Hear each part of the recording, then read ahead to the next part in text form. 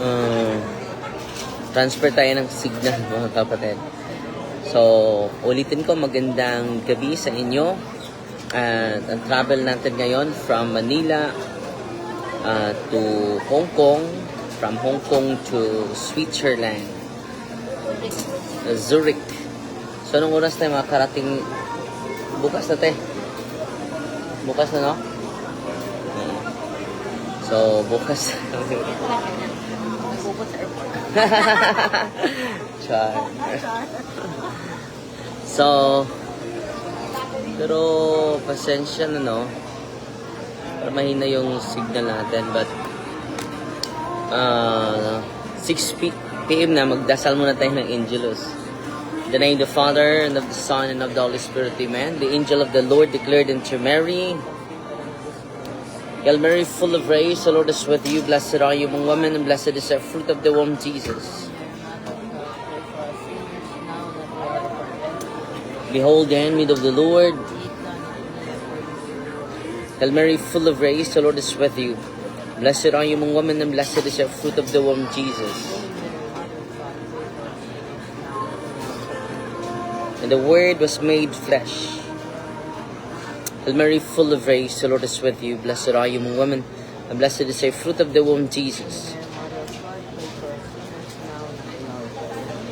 Pray for us, O most Holy Mary, Mother of God. Let us pray.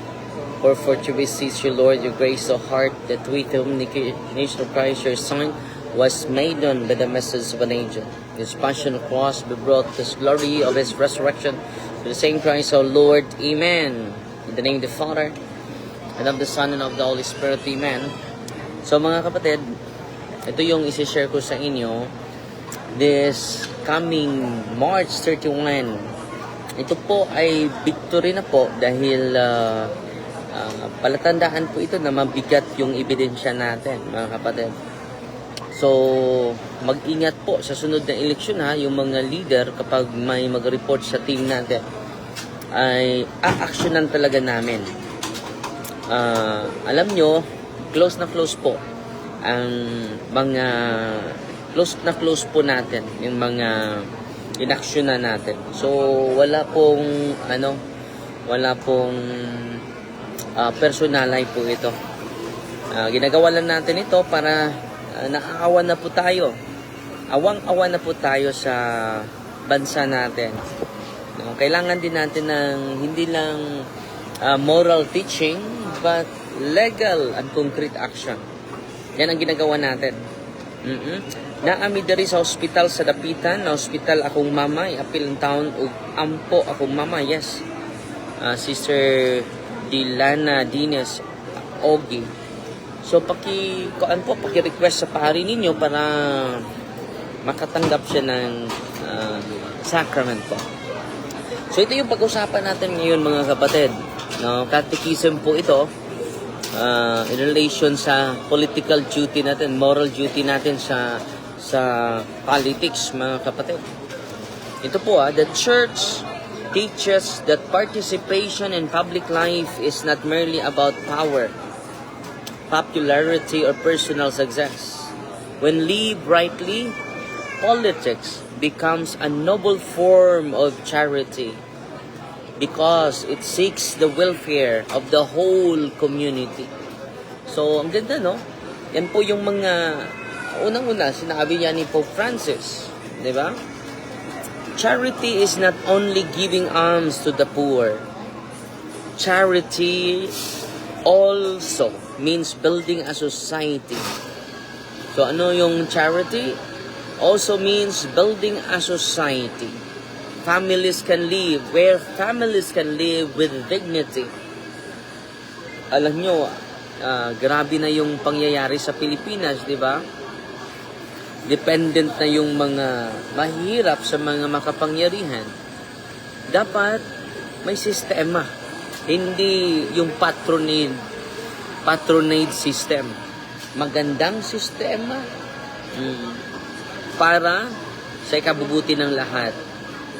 Charity also means building a society where workers receive just wages. Hindi po yung Dito, just wages talaga. It is beyond minimum wage. The poor are protected. Yung mga nasa pinakamababa, ang unang protektahan, hindi yung makapangyarihan. Where truth guides leadership, hindi yung fake news. Ang dami ng mga fake news ngayon na kumakalat, mga kapatid. Yan ang nangyari sa atin. Batuan ng fake news. No? Truth guides leadership, where citizens vote wisely and leaders serve honestly. So, ito po malaki po itong challenge, lalong-lalo na sa mga botante. This coming November. November, no? Okay, ang election, sa barangay election. In November, yung barangay election natin. So, dito, nagbigay na tayo ng, ng catechism at moral conscience formation. Para pag-alala, hindi lang sa araw ng eleksyon o sa darating na eleksyon, mag-formation tayo. So from time to time, isi-share ko talaga para maging matatag tayo at titindig, hindi matakot. Okay? Leaders serve honestly kapag yung mga citizen will vote wisely. Okay? Yan po ang pinaka-importante. Am I voting wisely? I am voting this leader with integrity. Kung hindi ka bumoto lang dahil popular, delikado yun. Dapat vote wisely, not based on popularity. Not based on popularity. They practice love of neighbor. Voting, therefore, is not just a civic act. Ano pala ito? Hindi pala ito civic act lang. It is a moral act before God. Alam nyo, mananagot tayo. Lalo-lalo na yung mga hindi bubuto kapag walang pera. Mag-ingat kayo Tandaan nyo ito Dapat i-confess nyo yan. Ang daming mga tao hindi nangumpisal sa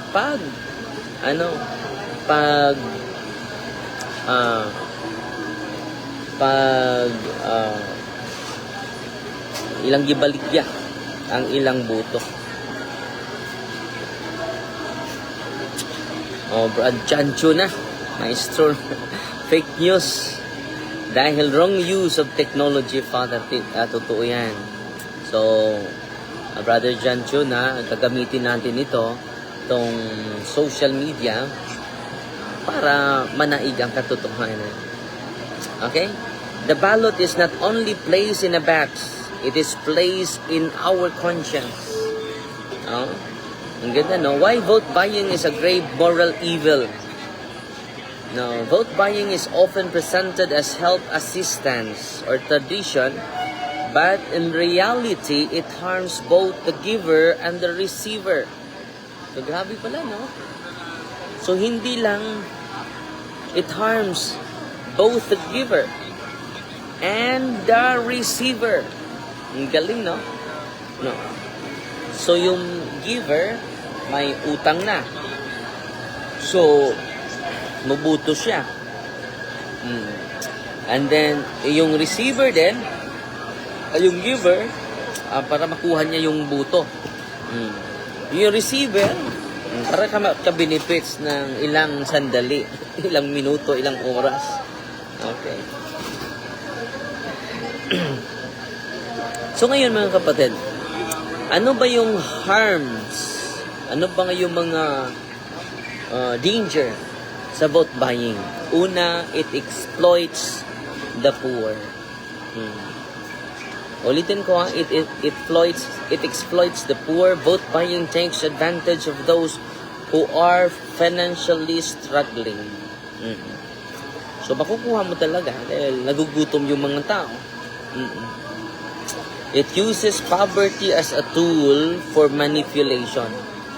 So yung kalamitan sa atin, yung mananalo, yung mga nasa powerful, influential, popular, artista, di ba po? So, ang gawin natin mga kapatid, ito po, dapat i-educate natin simula ngayon. Kaya nga, hindi lang tayo nag-educate. Kinasuhan talaga natin. So, sa mga bulanon, this coming election yung center natin ay bukas. Tulungan namin kayo para i-educate namin kayo. Paano? Anong gawin natin? Para marami tayong makasuhan sa sunod na eleksyon. Hindi lang pito-pito ngayon yung kinasuhan natin. So, ito po is a good start. Hindi tayo galit sa kanila, galit tayo sa corrupt na sistema. Okay? We are not galit, we are not hating person, but we are hating the system. Hate the sin, not the sinner. Okay? So instead of uplifting the poor, it keeps them dependent. Ano nangyari itong vote buying? Naging dependent na yung mga mahihirap. Instead of empowering citizens, it reduces them to transactions. Diba? So, kindly share po itong live natin para marami tayong maabot, mga kapatid. The dignity of the poor must never be used as currency. No? So, yung dignity ng mga naghihirap ay equivalent lang sa currency. Parang nababatay lang sa pera. Hindi po maganda yon.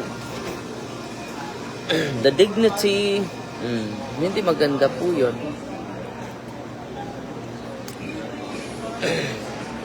Never exploited, never traded, never used for power, popularity, or profit.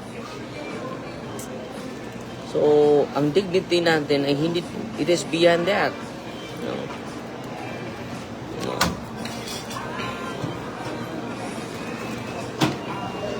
Poverty is not a tool, need is not an opportunity for self-promotion. The struggles of the vulnerable are not stepping stones for power, applause, or influence.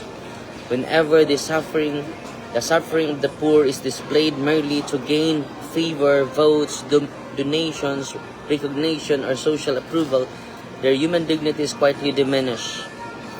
So, ano nangyari? Maraming mga squatter. Bakit hindi yan binibigyan ng mga babahay? Para ni Mr. Politiko. Para dependent sila sa akin. Ang dami namang lupa sa gobyerno. Pwede naman natin bigyan sila ng dignidad. At yung pera ay galing sa mga taxes natin, di ba? The poor are not projects, statistics, photo opportunities, and campaign material. They are persons. They're more than money. No?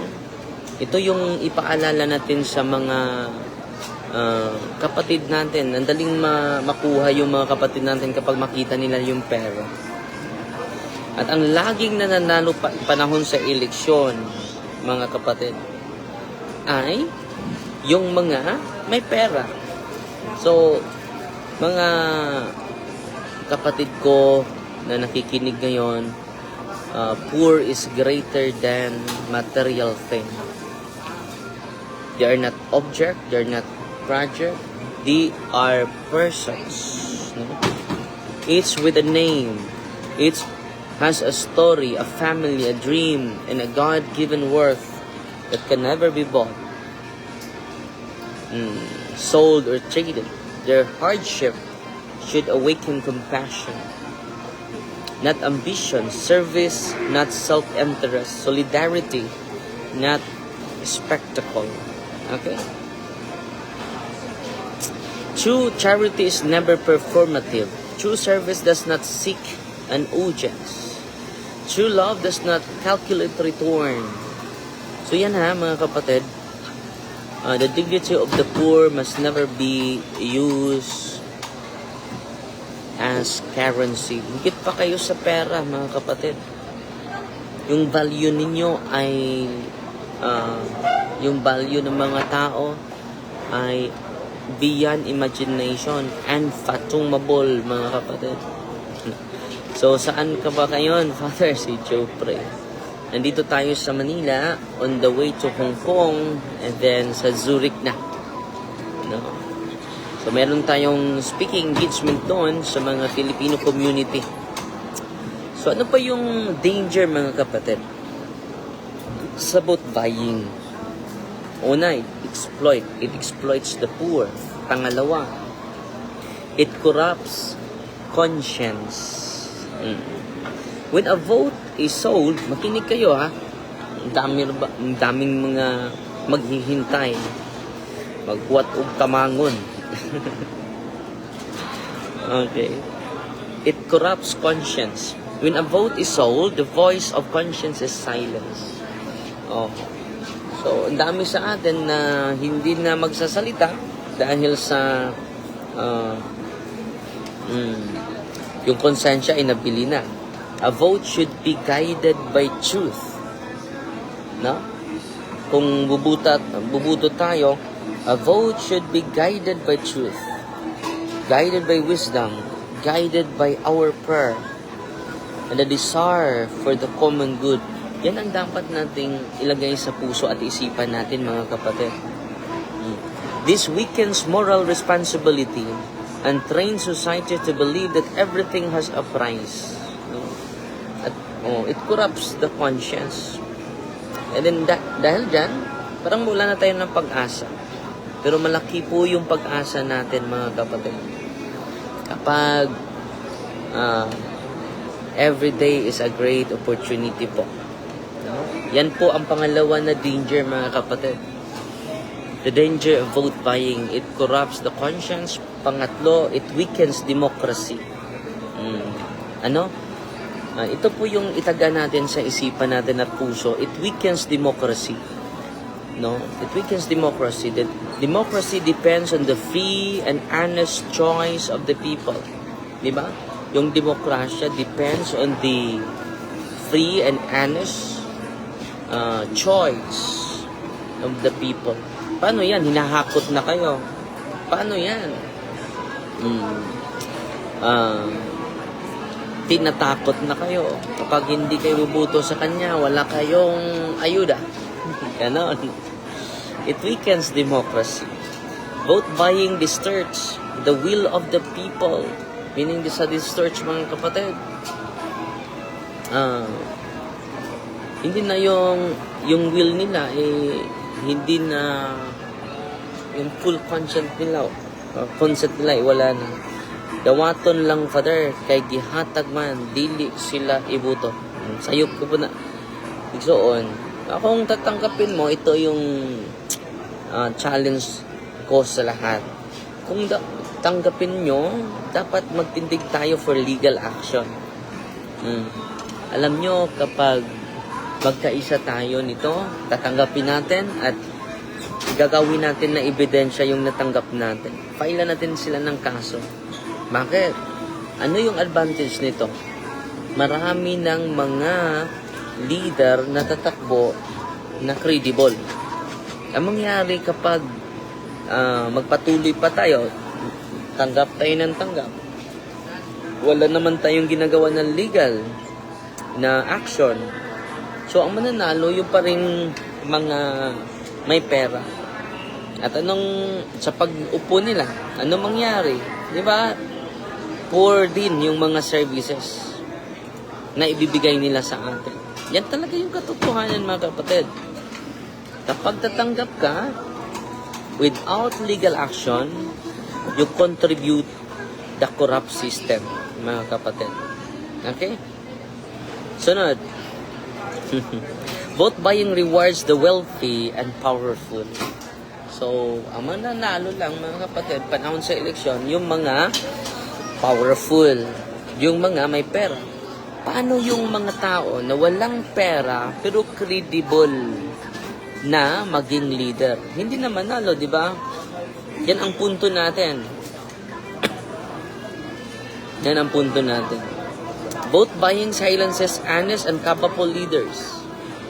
So, mawalan ng pag-asa yung mga tao na gusto sanang may capacity sana mag-lead sa atin. Pero, ang nangyari mga kapatid, hindi sila manalo.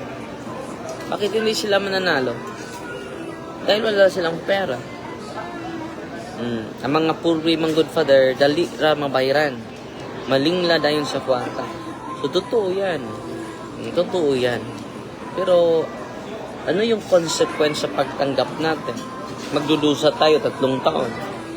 No? Kung pipiliin natin at tatakbo yung madaming mga credible na mga leader, bubuti yung ating kalagayan. Mag-improve yung public service. So yan po. So it weakens democracy talaga. When leaders win through money instead of service, governance becomes a business investment. So yung pag-govern niya, parang business investment. No? Dahil gumasto ako na malaki nung eleksyon, babawi ako. Yan ang realidad mga kapatid. Sana ito po ay katekism po para mamulat po tayo. Okay? Not public vocation. So ito po yung totoo mga kapatid. Okay? When leaders win through money instead of service, governance becomes a business investment, not a public vocation anymore. Okay? And when politics becomes business, the people becomes customers instead of citizens. So, mangyari sa atin mga kapatid, hindi na tayo citizens, no? Customers. So, naging commodity na tayo. Naging currency na tayo. Hindi na tayo person. Hindi na tayo citizen. Unsaon man na father kay panghatod man jud sa balay si Eden Marantes. So dang muna tanggapin nyo. At gawa tayo ng legal action. Dito sa Bohol, yan talaga yung advocacy natin. Hindi sapat yung moral teaching, moral preaching lang. Kailangan natin ng aksyon. Kailangan natin ng aksyon with great love.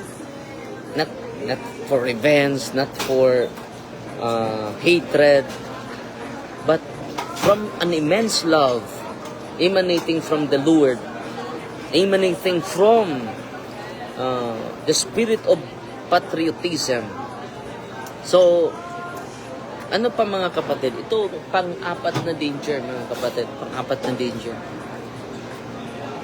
Sabot buying. It betrays the future of the children. Okay? Future. Yung mga bata mo. No? The consequences of corruption are long-term. Grabe talaga. No? It betrays the future of the children, of the community. Dawaton yun. Nya file jug action. Clemens Nilias. Tama yun na father. Si Nining Mijares. Muna ito buhaton ha. Daghan namang nasuko na to. Kasuko mo. Kay ato nang gibuhat para sa kaayuhan sa tanan. The consequences of corruption are long-term. Ito po long-term po. May batas na tayo, Sister Ami. Kaya nga, ginagamit natin yan dito sa Bohol. So, magsimula muna ako sa Diocese of Tagbilaran. Tagbilaran uunahin natin. So, reminder po ito sa lahat ng politiko po. Walang personalan po ito. Kung totoo kayong umibig at iniibig nyo yung mga tao, sundin nyo yung batas. Kayo mismo ang leader Kayo dapat ang unang susunod sa batas. Okay? So, long-term effect. Una, poor infrastructure. Mga substandard na mga project. Hindi naman siguro kayo, hindi naman siguro kayo tayo buta. Bulag. No? Yung mga infrastructure, yung mga project, substandard. Yung mga flood control natin, wala pang flood. Bumagsak na. Grabe. So, Yan ang problema natin ngayon. At alam nyo, may malaking pag-asa po tayo kapag ma-educate natin yung mga tao. Because the power of the public servants, of the senators, congressmen, and all public servants are emanating from the people of God. Yan po. Okay? Ano pa? Weak education system. 'Di ba? Yung mga yung mga aklat. Hindi quality yung mga tinuturo. Dahil yung mga budget sa paggawa ng aklat ay maraming mga 20% nawawala, 30%, ganon. Bakit alam ko yan? Dahil si Papay nasa DepEd. The consequences of corruption are long-term, inadequate healthcare. Di ba? Dapat, hindi na tayo makabayad sa, sa mga, kung magkasakit tayo, marami tayong mga benepisyo. Pero yung mga mahihirap, mga kapatid, matakot. Magpa-check up pala. Dahil yung magpa-check up ka, 1,000 na yung magasto mo. Okay? Rising national debt. Tingnan mo, mga kapatid. No. Nalibing na tayo sa utang. Yan ang ilagay natin sa puso't isipan natin. Totoo ba talagang mahal natin yung bansa natin? Yan po. Inadequate healthcare. When votes are bought today, future generation pay the price tomorrow. Kung tatanggapin mo yung buto, yung pera, at bubuto ka dahil sa kanya. So, future generations pay the price tomorrow. Both buying steals not only elections, it steals the future, mga igsoon. So ngayon nagkatikais ako sa inyo, sana mamulat na tayo at huwag matakot. Mamulat at huwag matakot po gagawa ng legal action. Ako po ay hindi na po natatakot dahil ang puso ko ay puno ng awa po sa bansa natin, puno ng awa po sa bansa natin at sa lalo-lalo na sa probinsya sa Bohol. Sana po mag-increase, madubli pa yung pag-ibig natin sa isa't isa. Lalo na sa probinsya natin. Alam nyo, yung Bohol, number 1 po sa botbaying yan. No? Woe to us. Woe to us. Kung nanalo ka dahil sa pera, woe to us. Woe to you. When votes are bought, truth is sold. Okay, Ito po, When votes are bought, kung ibenta natin yung buto natin, yung katotohanan ay nabili. Truth becomes negotiable. So, yung katotohanan, negotiable lang. Leadership becomes transaction. Palaki sa system. Yan ang nangyari sa atin Public office becomes profit-driven. Magkano yung ko sa project? Di ba? Narinig natin sa mga balita, 20% na lang ang 20% na lang ang ma-implement. Yung 80% ay hinati na. Grabe.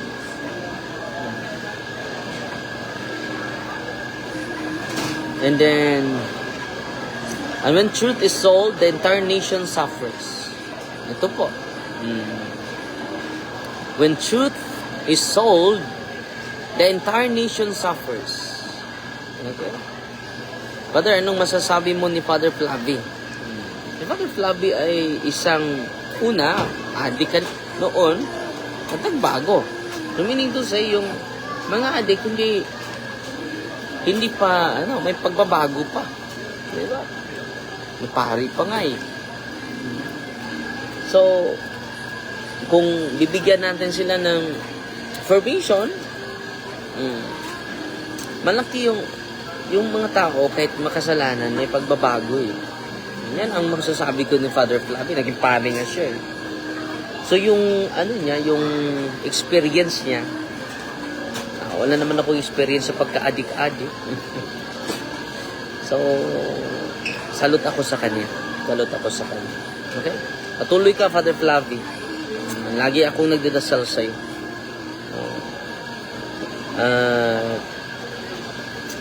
At sa pangyayari natin ngayon, una, ini-infect si Sarah. And then, well and good. No? Kung may pananagutan siya, dapat ipatuloy yan. Pero ang flood control din, dapat, bakit wala nang kibo yung flood control, di ba? Pero alam niyo mga kapatid, mananagot ang dapat managot. No? Makulong ang dapat makulong mga kapatid. Okay? Kung makapangyarihan ka pa, nakaupo pa si Marcos eh. Makapangyarihan talaga siya ngayon. And siya pa yung presidente, katulad din Duterte noon. Makapangyarihan pa siya noon. So, earthly power is temporary. Yan po ang katotohanan. Dapat ay hindi tayo malasing sa kapangyarihan mga kapatid. Dapat i-promote natin truth, justice, and love, mga kapatid. So, ayun, mga kapatid. What is our responsibility? Dahil mga Kristiyano tayo eh. Ano yung responsibilidad natin? On Christian responsibility, the Catechism calls us to promote the common good. So, no? To promote the common good. Hindi lang good ng isang tao.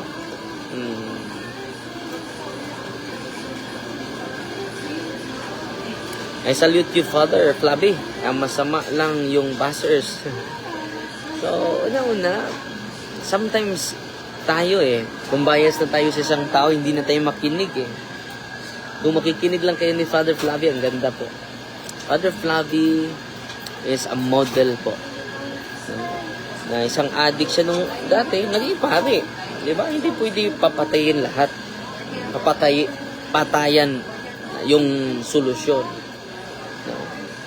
Ang solution is yung human formation talaga. Managot ang dapat managot talaga. Yan talaga yung yan talaga yung katotohanan. Okay? I salute Father Flavi, mga kapatid. No? So, hindi, yung past mo doesn't define your future. Okay? Siguro, adik ka ngayon. Susunod na araw ay, pwede pa ka ma-converted. So, hindi mo naman ako, unang-una, hindi ako, kita mo dito, di ba, unit team sila. Magkakaisa sila nung una. Diba? Yun, ini-impeach si Sarah, ini-impeach si Marcos. Well and good. Patunayan nyo yan. At yung flood control ay tumahimik na. Diba? Pero, kung nasa kapangyarihan pa sila, hindi pa yan hindi pa yan ma-touch, untouchable pa yan. Kapag wala na yung kapangyarihan, haharap na yan sa haharap na yan sa mga husgado po. So ano yung natin, mga kapatid? Ano yung responsibility natin bilang Kristiyano? Ito po. Promote the common good. The common good means creating conditions where everyone can flourish, not just the powerful. It asks what benefits the nation, what protects the poor, what builds a just society. No? So yan po ang dapat nating tatanungin ngayon sa sarili natin. Naka-benefits ba yung bansa natin kung ibuto natin itong taong ito? Yan po yung tanong. Pangalawa, nag-protect ba sa mga mahihirap? Pangatlo, makabuo ba ng just society, mga kapatid? So, uphold truth and justice.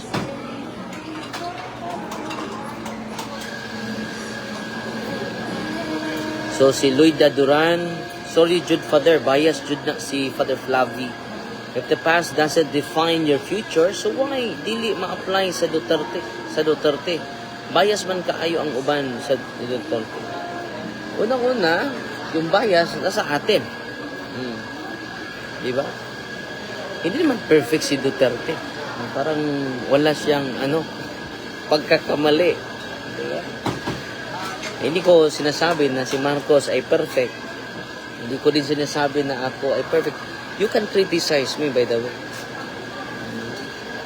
All of us are free to criticize. Even si Pope Benedict, kung nabasa ninyo yung Jesus of Nazareth, sabi ni Pope Benedict, you are free to criticize me.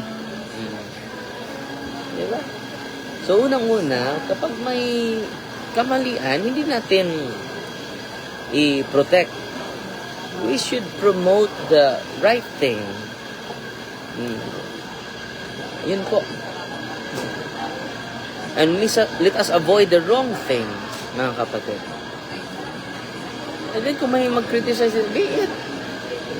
Criticize nga ang Panginoon na perfect yun. Diba? Kung may mag-criticize sa akin, well and good. I am not perfect, mga kapatid. Okay? So, sometimes we are so fanatic to the person. Kung may mali, mali yan. No? Kahit sino pa yung tao, kung magkamali siya, mali yan. Diba? So, sometimes, ito lang itanong natin sa sarili natin. Bias na tayo Pati tayo hindi na tayo makakriticize sa mga idol natin. Parang tinuturing na natin silang untouchable. Pwede naman tayo mag-criticize. Magpuri tayo kung merong kagandahan na gawa. Bakit hindi tayo maka-appreciate?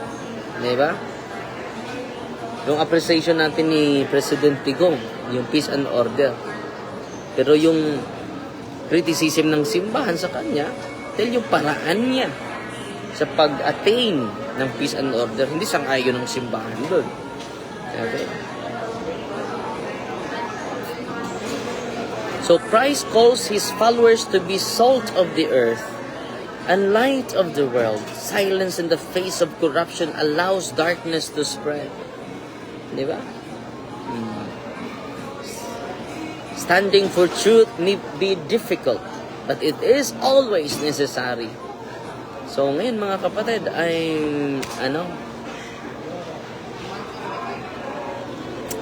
So ito mga kapatid dapat tatayo tayo. So ano ba yung area of responsibility ko, yung area of control ko? Ito po yung vote buying. Wala naman kong control sa impeachment ni Sara. Wala naman akong control sa flood control. Wala naman akong personal knowledge, di ba? So ito po, yung mga tao, yung mga ordinaryong tao, may personal knowledge po. May personal knowledge po sa may personal knowledge sa krimen. Itong vote buying is a krimen. And then, patuloy tayo mga kapatid.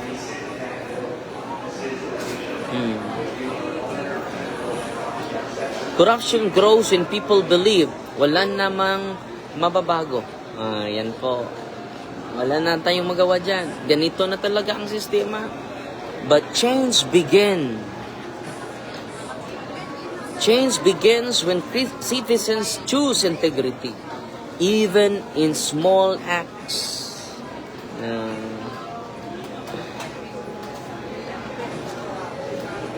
So, kung ang mga citizen natin ay pipili sa integrity, even a small acts, yan po ang simula. Ito yung mensahe natin sa mga politiko, mga kapatid. Public office is not a privilege to enjoy. It is a mission to serve. So sa mga politiko na tatakbo this coming November, lalo-lalo na sa Diocese of Tagbilaran, it is not a privilege to enjoy.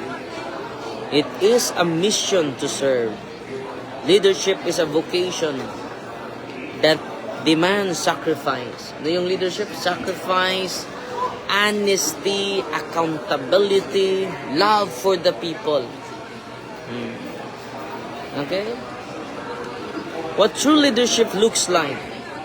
Instead of buying votes, leaders must show genuine public service. Ano mga kapatid? Instead, bibili kayo ng boto, ipakita ninyo yung genuine na public service. Seek even when no cameras are present. Kahit walang camera nakakita, ang lahat ng ginagawa ninyo ay recorded sa camera. No? Parang mabangot tayo sa mga tao. Serve even when no cameras are present. Work even when no praise is given. Yan po. Integrity in leadership. Yan ang kinakailangan natin. Good governance. Good governance prioritizes. Ito mga kapatid ito yung challenge natin sa mga politiko. Ang good governance, ito transparency. Yan po yung good governance. Accountability. Hindi kailangan na hindi ka accountable kapag meron kang modus operandi dyan.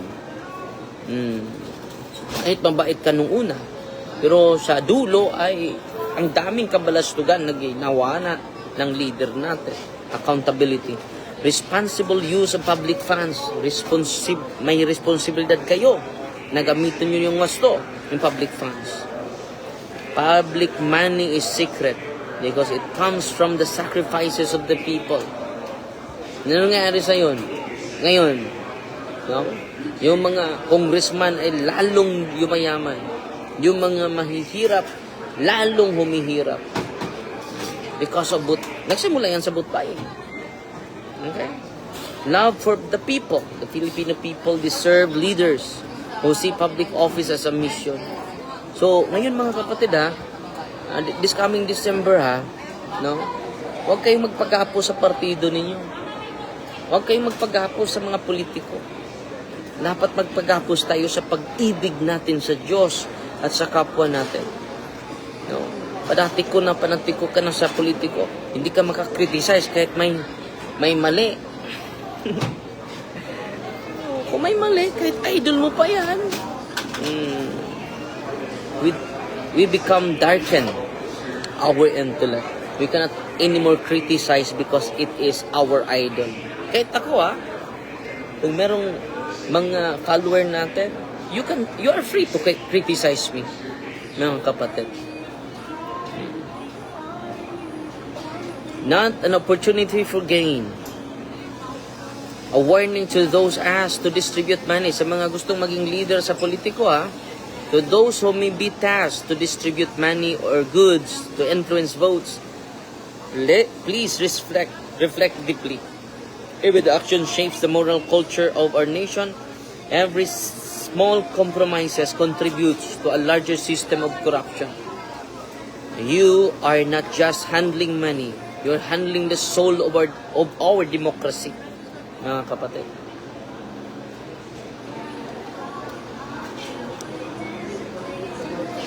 Commitment to a lawful. Okay, sabi ni Charlene Astillero, move on is the best, Father. Para po walang gulo, praying is the weapon, not to understand what they happen as all of us. But he's really he looked problem. I don't think so many people is gone to us. But remember, Father, just always pray at night. Yes. Lagi tayong magdasal, kapatid. And then, mercy without justice is abuse. Justice without mercy is dictatorship. So, itong dalawang elementong ito ay kinakailangan natin. Okay? So, you are not just handling, sa mga political leaders, you are not just handling money. You are handling the soul of our democracy. Yan ang totoo. Commitment to lawful action. Yan ang ginagawa natin ngayon. if credible evidence is brought to us ng mga kapitan, dahil barangay election po ito, so mga kapitan na nakikinig ngayon na may plano pang tatakbo, just give. May panahon pa kayo po na magpakita sa kabutihan ninyo, yung good governance ninyo. I am 100% sincere for this advocacy, anchored in love, anchored on a genuine concern for the people of God. Okay? Our team will not hesitate to file cases against anyone who violates the law. This is not an act of revenge. It is an act of responsibility because justice protects the nation. Ano yung hustisya, mga kapatid? Protects the nation. So yan lang po, ha. So 7:45 yung ano natin, pero plano natin, nandito tayo sa Naiya. Okay, Naiya. Uminom tayo ng coffee.